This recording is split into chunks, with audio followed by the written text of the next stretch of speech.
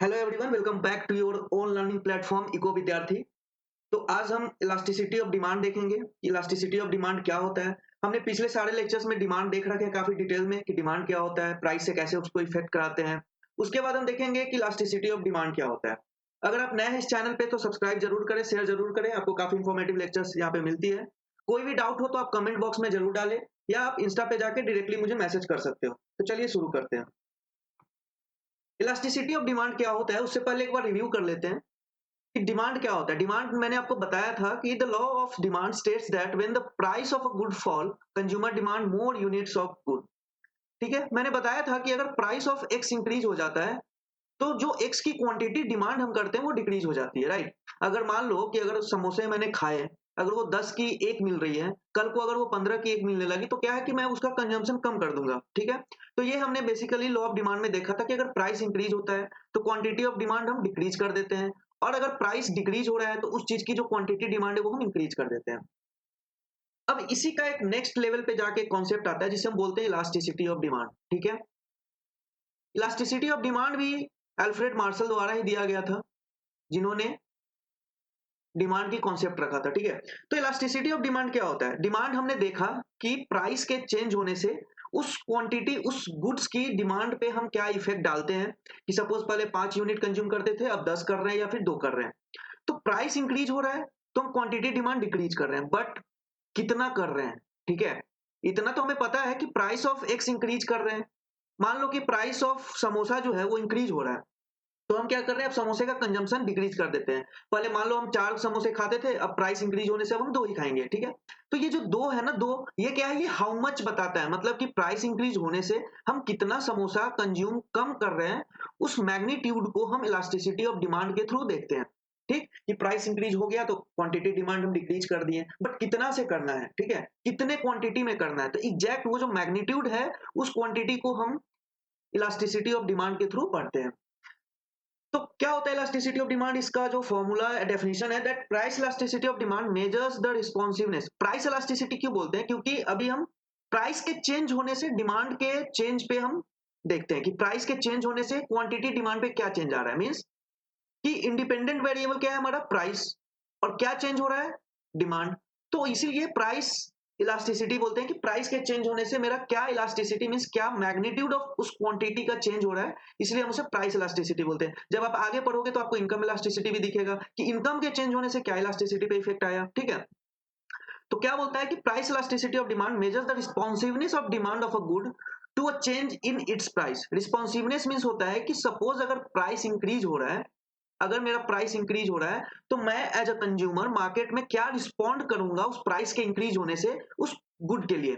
Suppose price increase हो रहा है, 4 समोसे में खा रहा था, अब क्या हो गया, मैं कंज्यूमर जब मार्केट में गया मुझे पता चला कि समोसे 10 से 15 रुपए के हो गए, तो अब मैं क्या करूंगा, उसका कंजम्पशन घटा दूंगा। सपोज मैं 4 से अब 3 ही समोसे खाऊंगा। तो ये क्या, ये मैं as a individual as a consumer मैं रिस्पॉन्ड कर रहा हूँ कि अगर प्राइस ऑफ एक्स मेरा 10 से 15 हो गया तो मैं समोसे का जो क्वांटिटी है वो 4 से 3 कर रहा हूँ। ठीक है, तो ये मेरा रिस्पॉन्सिवनेस है, मैं रिस्पॉन्ड कर रहा हूँ प्राइस के चेंज होने से। तो यही इस रिस्पॉन्सिवनेस का मतलब है कि प्राइस के चेंज होने से मैं एज अ कंज्यूमर क्या रिस्पॉन्ड करता हूँ मार्केट में, that is called the elasticity of demand. ठीक है, उसी को अनदर फॉर्म में बोल सकते हैं कि ratio of relative change in quantity demand to the relative change in price, कि प्राइस के चेंज होने से हमारा क्वांटिटी डिमांड में क्या चेंज आया जो अभी तक हमने पढ़ा है। ठीक है, तो रिलेटिव चेंज हम कैसे देखते हैं, परसेंटेज चेंज से।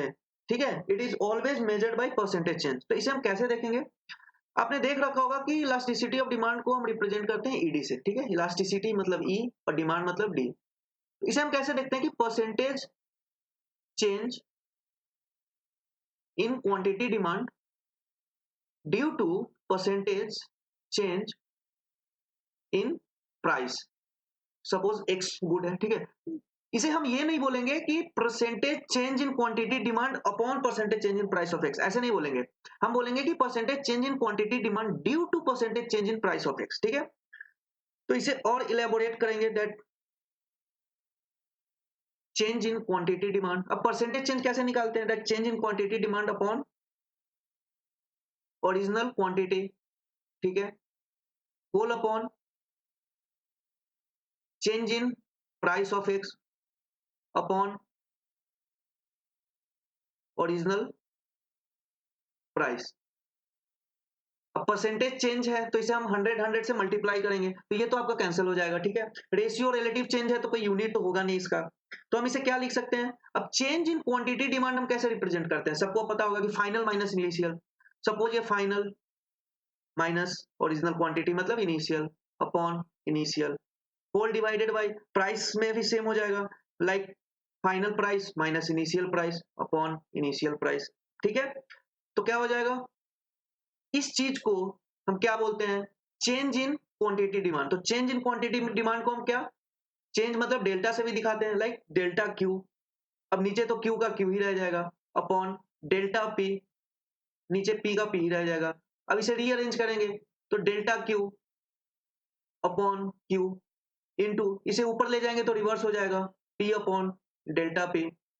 अब क्या हो जाएगा, delta Q upon Q into P upon delta P.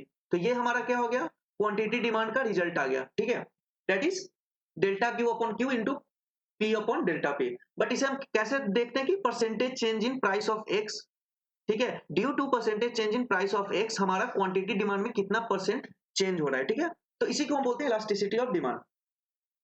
अब हम आगे देखेंगे कि क्या क्या फैक्टर्स है जो इलास्टिसिटी ऑफ डिमांड को ऑल्टर करता है, राइट, कि factors affecting price elasticity of demand. जब मैं इलास्टिसिटी ऑफ डिमांड बोल रहा हूं तो अभी आप अज्यूम करके चलो कि वो प्राइस इलास्टिसिटी ऑफ डिमांड ही है। क्यों, क्योंकि मैं हर जगह प्राइस को ही चेंज कर रहा हूं, अभी कोई चीज नहीं चेंज, मतलब जिस फैक्टर को हमने चेंज करने से इलास्टिसिटी को इफेक्ट दिखना है वही हमारा हो जाएगा, like price elasticity, income elasticity. मतलब जिस चीज के चेंज से हम क्वांटिटी डिमांड पे इफेक्ट देखना चाह रहे हैं उसको हम एज अ प्रीफिक्स यूज कर लेंगे। तो सबसे पहला फैक्टर है अवेलेबिलिटी ऑफ क्लोज सब्स्टिट्यूट, ठीक है। देखो क्या लिखा हुआ है, good having close substitute will have N elastic demand. मैंने काफी बार बता रखा है कि सब्स्टिट्यूट गुड्स क्या होते हैं। सब्स्टिट्यूट गुड्स होते हैं कि मैं एक गुड के जगह दूसरे को कंज्यूम कर सकता हूं, ठीक है। लाइक मैं पेप्सी के जगह कोका कोला को कंज्यूम कर सकता हूं, मुझे कोई फर्क नहीं पड़ेगा, तो इसे हम सब्स्टिट्यूट बोलते हैं। मतलब एक गुड को मान लेते हम कंज्यूम कर रहे हैं, गुड ए को, ठीक है, गुड ए को कंज्यूम कर रहे हैं, बट कोई टाइम सिचुएशन, कोई ऐसा सिचुएशन आ जाए जहां पे हम ए की जगह बी को कंज्यूम कर सकते हैं, ठीक है। कोई मेरा यूटिलिटी में चेंज नहीं आएगा, हैप्पीनेस लेवल मेरा सेम ही रहेगा, सेटिस्फैक्शन लेवल सेम ही रहेगा। तो इसी को हम बोलते हैं substitute. And close substitute means बहुत क्लोज, ठीक है। मतलब हम कर ही सकते हैं, कोई मेरा यूटिलिटी में एकदम 0% मींस 0.0001% ऐसा चेंज आएगा यूटिलिटी में, almost negligible change in satisfaction level, तो इसे हम क्लोज सब्स्टिट्यूट बोलते हैं। तो क्लोज सब्स्टिट्यूट का जो इलास्टिक डिमांड होगा वो इलास्टिक डिमांड ही क्यों होगा। इलास्टिक एंड इन इलास्टिक हम आगे अभी काफी डिटेल में पढ़ेंगे। इलास्टिक मतलब समझो, इलास्टिसिटी मतलब क्या होता है, स्ट्रेच, कि प्राइस के चेंज होने से मैं अपना डिमांड जो हूं कितना स्ट्रेच कर रहा हूं, ठीक है। एक रबर होता है तो उसे अपन स्ट्रेच करते हैं, फिर वो अपने सिकुड़ के अपने फॉर्म में आ जाता है।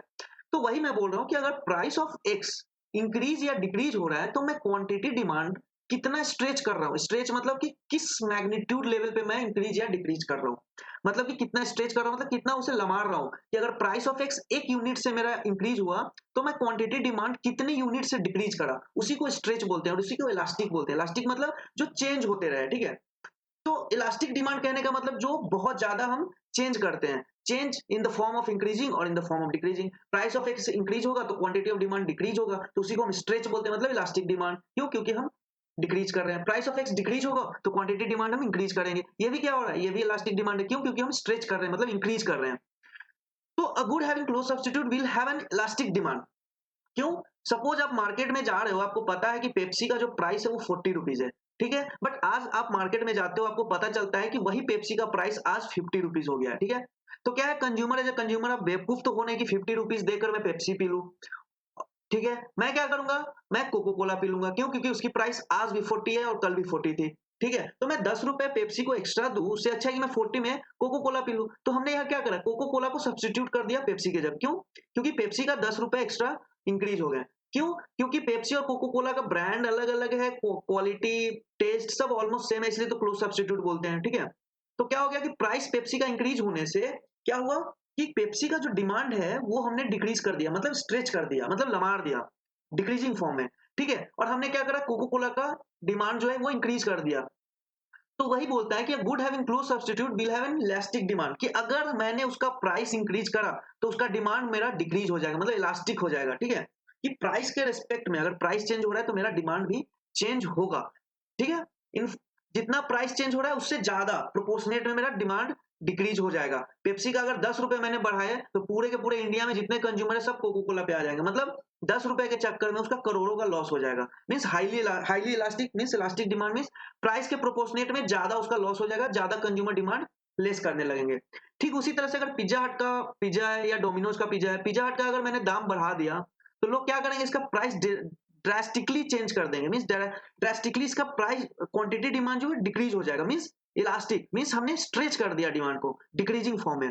ठीक इसके अपोजिट क्या हो जाएगा, जो दूसरे ब्रांड का पिज्जा है उसका अगर प्राइस सेम है तो इसका ड्रास्टिकली इंक्रीज हो जाएगा। मतलब इसका जो डिमांड है वो हमने इलास्टिकली मतलब स्ट्रेच करके इंक्रीज कर दिया इंक्रीजिंग फॉर्म में।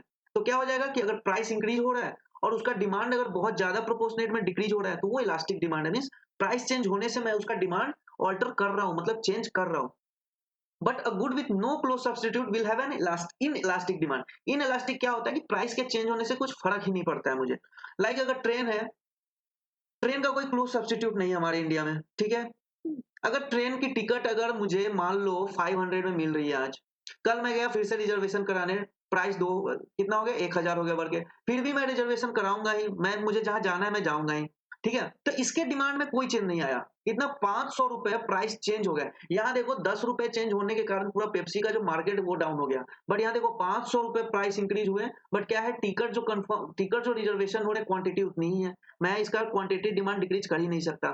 तो इसलिए ये इन इलास्टिक है, मतलब इसको स्ट्रेच कर ही नहीं सकते हैं, neither in increasing form nor in decreasing form. ठीक है, तो ये हमारे लिए इन इलास्टिक है, मतलब इसका प्राइस जो भी इंक्रीज डिक्रीज हो, हम इसका जो क्वांटिटी डिमांड है वो चेंज कर ही नहीं सकते। क्यों? क्योंकि इसका क्लोज सब्सटीट्यूट है ही नहीं। अब एक है तो वो फ्लाइट है, तो वो इतनी महंगी है कि इससे हम क्लोज सब्सटीट्यूट बोल ही नहीं सकते, राइट। दूसरा है इनकम ऑफ द कंज्यूमर। आप ऐसे समझो कि जो इंसान बहुत अमीर है, ठीक है, उसके लिए जो इलास्टिसिटी ऑफ डिमांड है काफी कम होगा। इलास्टिसिटी ऑफ डिमांड मैंने क्या बताया कि स्ट्रेच ऑफ डिमांड, कि अगर प्राइस इंक्रीज हो रहा है तो क्वांटिटी डिमांड डिक्रीज हो रहा है, ये हमारा क्या है, इलास्टिसिटी ऑफ डिमांड है। बट जो अमीर है लाइक अंबानी के घर में, मुकेश अंबानी के घर में आप मान लो कि एक एसी खराब हुआ पड़ा है, ठीक है, और एक एसी का ऑन एन एवरेज प्राइस मान लेते हैं 60 to 70,000 है। इसका मैनेजर गया दुकान में एसी खरीदने, एसी वाला क्या बोला कि भैया आपके लिए आज की प्राइस है 60,000 ना होके 1 लाख रुपए। आपको लगता है कि उसका मैनेजर थोड़ा भी सोचेगा कि 40,000 एक्स्ट्रा देना पड़ेगा मुझे? नहीं, नहीं सोचेगा। क्यों? क्योंकि इसकी इतनी इनकम है कि ये 40-50 हजार का इंक्रीमेंट देखेगा ही नहीं। तो क्या हो गया यहाँ पे, इसके लिए इलास्टिसिटी ऑफ डिमांड बहुत कम हो गया। क्यों? क्योंकि प्राइस ऑफ एसी इंक्रीज होने से भी इसका जो क्वांटिटी ऑफ डिमांड है वो डिक्रीज नहीं हुआ।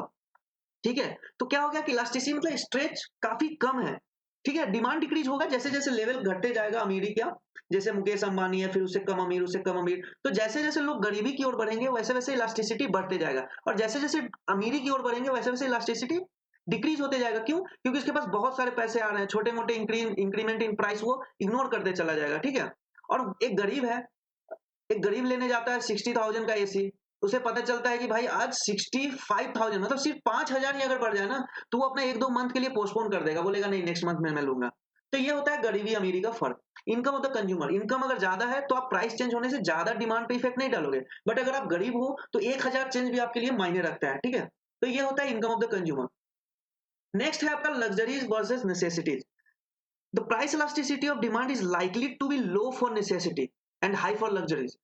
क्या होता है नेसेसिटी आइटम की जो हम डेली लाइफ में कंज्यूम करते हैं, जिसके बिना हम अपनी सस्टेनेबिलिटी इमेजिन भी नहीं कर सकते, लाइक खाना, medicine, salt, gas, petrol, corn, Covid के बाद मोबाइल फोन। ठीक है, ये भी आपका नेसेसिटी आइटम में हो गया। तो इसका इनइलास्टिक, इनइलास्टिक मतलब आप समझ रहे हो कि that is there is no change in after the change in prices. ठीक है, कि अगर प्राइस ऑफ सॉल्ट अगर मैंने चेंज कर दिया तो उसका डिमांड में कोई फर्क नहीं पड़ेगा। सपोज कि अगर मैं 20 रुपए पर केजी सॉल्ट लाता हूं तो मैं 2 केजी मेरे घर में यूज होता है पर मंथ। सपोज इसका 30 रुपए हो गया कल के, फिर भी मैं 2 केजी ही करूंगा, क्योंकि सॉल्ट ऐसा नेसेसिटी आइटम है कि इसके बिना खाना बन ही नहीं सकता। तो इसका कंजम्पशन मैं डिक्रीज ही नहीं कर सकता हूँ, इसका कंपनसेशन मैं और कहीं कर लूं, लग्जरी आइटम है, बट मैं ये कम नहीं कर सकता हूँ। इसका अपोजिट अगर मान लो 20 रुपए से घट के 10 रुपए हो गए, फिर भी मैं 2 केजी ही कंज्यूम करूंगा। अगर प्राइस डिक्रीज हो गया तो ऐसा थोड़ी है कि 2 केजी नमक की जगह मैं 5 केजी नमक खा लूं, ऐसा भी नहीं होता है। इस वजह से इसका इन इलास्टिक होता है। जितना भी नेसेसिटी आइटम है जो आपको लाइफ में लगता है कि मेरे लिए काफी इंपॉर्टेंट है, उसका प्राइस चेंज होने से उसके डिमांड पे कोई इफेक्ट नहीं आता है, या तो प्राइस इंक्रीज कर दो या तो डिक्रीज कर दो। बट लग्जरी के केस में सपोज महंगी महंगी कार, एसी, ठीक है, और बाइक, तो ये सब क्या है, लग्जरी आइटम है, इसमें अगर 5,000 का भी चेंज आया ना तो ये क्या है, सोशल स्टेटस दिखा रहा है, ये नेसेसिटी आइटम नहीं है, इसको हम 1-2 मंथ के लिए पोस्टपोन भी कर सकते हैं। तो क्या है कि इसमें थोड़ा भी प्राइस चेंज आता है, सपोज़ थोड़ा भी प्राइस इंक्रीज़ होता है, तो हम 1-2 मंथ के लिए पोस्टपोन कर देते हैं या उस चीज़ का डिमांड ही डिक्रीज़ कर देते हैं। या थोड़ा भी प्राइस अगर डिक्रीज़ हुआ तो अचानक से उसका क्वांटिटी डिमांड बहुत हाई इंक्रीज़ हो जाता है। इसलिए लग्जरीज़ आइटम का जो इलास्टिसिटी ऑफ डिमांड है वो काफ़ी हाई होता है। क्यों? क्योंकि थोड़ा भी बाइक का अगर 5,000 भी प्राइस डिक्रीज़ हो रहा है ना, तो कल आप जाके उस शॉप में देखना लाइन लगी रहती है। इतना हाई डिमांड हो जाता है लग्जरीज़ आइटम के, ठीक है? लास्ट आइटम है आपका, उसके बाद 4th नंबर है proportionate of total expenditure spend on the product. ये सिमिलर है आपका अमीरी और गरीबी से, कि लाइक देखो नेसेसिटी आइटम में क्या होता है कि मान लो कि मेरा 1 लाख इनकम है। मैं खाने पे नेसेसिटी आइटम पे सपोज़ मैं 15 टू 20,000 पर मंथ स्पेंड करता हूँ, ठीक है? तो क्या है मेरे इनकम का सपोज़ 15-20% है, 1 लाख अगर इनकम है। बट नेसेसिटी है तो इसका क्या है कि इस पे इसका अगर प्राइस ज़्यादा इंक्रीज़ डिक्रीज़ हो रहा है तो मुझे ज़्यादा फ़र्क नहीं पड़ेगा, ठीक है? क्योंकि मेरे इनकम का बहुत छोटा-सा प्रोपोर्शन जा रहा है खाने पे। बट अगर मुझे वही एक एसी खरीदनी हो जिसकी प्राइस 60,000 है, ठीक है? तो ये क्या है मेरे इनकम का 1 लाख में से 60,000 एक बहुत बड़ा मेजॉरिटी ऑफ प्रोपोर्शन हो गया ना। तो इसका अगर सपोज़ कि 60 की जगह 65,000 भी हो गया ना तो मैं उस चीज़ को नहीं खरीदूँगा, उस चीज़ को पोस्टपोन कर दूँगा कि नेक्स्ट मंथ में ले लूँगा या फिर और नेक्स्ट के नेक्स्ट मंथ में। क्यों? क्योंकि इसमें मेरे इनकम का लार्ज प्रोपोर्शन जा रहा है और ये मेरे को इफ़ेक्ट करेगा, ठीक है? बट जहाँ मेरा कम प्रोपोर्शन जा रहा है, जिस चीज़ को खरीदने में मेरा कम प्रोपोर्शन जा रहा है, उसके प्राइस चेंज होते हुए भी मुझे कोई फ़र्क नहीं पड़ रहा है। बट सपोज़ अगर मैं और आगे चल के अमीर हो गया, सपोज़ 10 लाख मेरा पर इनकम हो गया, अब क्या हो गया? अब मुझे एसी लेना है 60,000 का। अब मेरे लिए एसी पे भी कम प्रोपोर्शनेट हो गया। जो पहले मैं खाना पे 15-20% करता था, अब मेरा एसी का भी वही सिस्टम हो गया। क्यों? क्योंकि मेरा इनकम बहुत ज़्यादा बढ़ गया।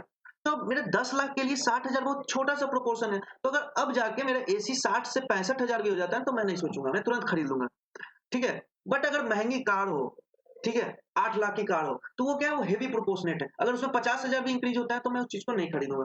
तो ये डिपेंड करता है कि आपका इनकम कितना है और जिस चीज़ को आप खरीदना चाहते हो वो जो चीज़ है कितना प्रोपोर्शनेट आपका इनकम वो एक्सपेंडिचर में ले लेगा। उस पे डिपेंड करता है इलास्टिसिटी ऑफ डिमांड। वो अगर ज़्यादा एक्सपेंडिचर ले रहा है आपके इनकम के पार्ट का, तो उसका हाइली इलास्टिक डिमांड होगा। थोड़ा भी प्राइस चेंज होने से drastic change in quantity demand, ठीक है? Time period If the time period needed to find substitute of the commodity is more, the price elasticity of demand is more and the vice versa. इसको एक example से समझो आप। Normally इस चीज को बुक में अच्छे से समझाया नहीं, कहीं पे मैंने देखा है। सपोज आपको एग्जाम देने जाना है, राइट? आप बाइक से जा रहे हो, ठीक है? सपोज रास्ते में आपकी बाइक खराब हो चुकी है। अब क्या होगा कि टाइम आपके पास बिल्कुल नहीं है, हाफ एन आवर में आपको सेंटर पे पहुंचना है। अब आप क्या करोगे कि आप देखोगे कि एक साइकिल वाला आ रहा है, ठीक है? अब साइकिल वाले को क्या है कि आपका जो टाइम फ्रेम है बहुत कम है, ठीक है? आपको कम से कम टाइम में आपको सेंटर पे पहुंचना है, एग्जाम इंपॉर्टेंट है। तो आप क्या करोगे कि साइकिल वाले को भी आप बोलोगे कि भैया आप मेरे से 1,000 रुपए ले लो, बट मुझे आधे घंटे के अंदर सेंटर पे पहुंचा दो। क्यों? क्योंकि आपको बहुत कम टाइम में आपको बाइक के लिए क्लोज सब्सटीट्यूट चाहिए जो आपका आपका काम कर दे। बट यहाँ हाफ एन आवर है। सपोज कि आप बाइक खराब हो गया, ठीक है? और आपके पास अभी 3 घंटे का टाइम है सेंटर पे पहुंचने के लिए। टाइम फ्रेम क्या हो गया? 3 आवर्स। अब क्या है ना कि अब आप क्या करोगे? बार्गेन करोगे, ठीक है? अब आप ऑटो वाला भी आएगा ना तो बोलोगे भैया नहीं-नहीं 30 रुपए में पहुँचाना है तो पहुँचाओ। क्यों? क्योंकि आपके पास 3 घंटे, आप आराम से आधे घंटे में पहुँच जाओगे, फिर भी आपके पास ढाई घंटे हैं, ठीक है? तो यहाँ पे क्या है ना कि टाइम हमारे पास ज़्यादा आ गया है। तो क्या है कि जो इलास्टिसिटी ऑफ डिमांड है ना वो ज़्यादा हो जाएगा। मतलब कि थोड़ा भी प्राइस इंक्रीज़ डिक्रीज़ होगा तो मैं छोड़ दूँगा। अगर ऑटो वाला बोला कि नहीं मैं 30 की जगह ₹50 लूँगा, तो आप क्या बोलोगे? अरे जाओ यार 10 मिनट के बाद फिर दूसरा ऑटो वाला आएगा। क्यों? क्योंकि हमारे पास 3 घंटे हैं। मैं आराम से सेंटर पे पहुँच सकता हूँ। तो यही है कि अगर टाइम फ्रेम ज़्यादा है, तो आप अपने क्लोज़ सब्स्टिट्यूट या सब्स्टिट्यूट को ढूँढने के लिए आपके पास पर्याप्त समय है। तो थोड़ा भी अगर प्राइस ऊपर-नीचे होता है ना, तो आप तुरंत डिमांड जो है आपका इलास्टिक हो जाएगा, मतलब स्ट्रेच कर दोगे। मतलब एकदम ड्रास्टिक चेंज कर दोगे ऊपर-नीचे कि अगर प्राइस ऑटो वाला बोला 30 की जगह 50 लूँगा, तो आप बोलोगे नहीं मैं नहीं जाऊँगा, ठीक है? बट टाइम फ्रेम अगर कम हो सब्स्टिट्यूट को ढूँढने के लिए, तो आप साइकिल वाले को भी बोल दोगे। अगर साइकिल वाला बोला कि मैं पहुँचा दूँगा मेरे को 1,000 2,000 दो, आप बोलोगे ठीक है, क्योंकि मेरे पास आधे घंटे में पहुँचना है और क्लोज़ सब्स्टिट्यूट है नहीं, ऑटो वाला दिख नहीं रहा है। तो एग्ज़ाम देना इम्पोर्टेंट है ना, मैं उस साइकिल वाले को भी 1,000 2,000 दे दूँगा, ठीक है? बिना कुछ सोचे-समझे। क्यों? क्योंकि मेरे पास टाइम फ्रेम बहुत कम है क्लोज़ सब्स्टिट्यूट ढूँढने के लिए। तो यही होता है टाइम पीरियड। आई होप आपको क्लियर हो गया होगा। कोई भी डाउट हो आप कमेंट बॉक्स में ज़रूर डालो। नेक्स्ट में हम देखेंगे कि इलास्टिसिटी कहाँ से कहाँ लाई करता है, टाइप्स ऑफ इलास्टिसिटी देखेंगे, ठीक है? इन इलास्टिसिटी क्या होता है, इलास्टिसिटी क्या होता है, उसे हम डिटेल में देखेंगे टेक्निकलिटी के साथ। बट अभी तक आप बस ये समझो इलास्टिसिटी मतलब स्ट्रेच करते हैं डिमांड को इधर इन इंक्रीजिंग और डिक्रीजिंग फ्रॉम प्राइस के चेंज होने से, और इन इलास्टिक जैसे नेसेसिटी गुड में कि जिसका प्राइस चेंज होने से कोई फर्क ही नहीं पड़ता है। जितना मैं कंज्यूम करता था, उतना ही मैं करूँगा, उतना ही मैं आगे भी करता रहूँगा, प्राइस कितना भी चेंज हो जाए। तो उसे इनएलास्टिक मतलब जिस रबर को मैं स्ट्रेच नहीं कर सकता हूँ, बिल्कुल प्लास्टिक टाइप रबर, ठीक है? तो यही आपका था। तब तक के लिए stay home, stay safe, good bye.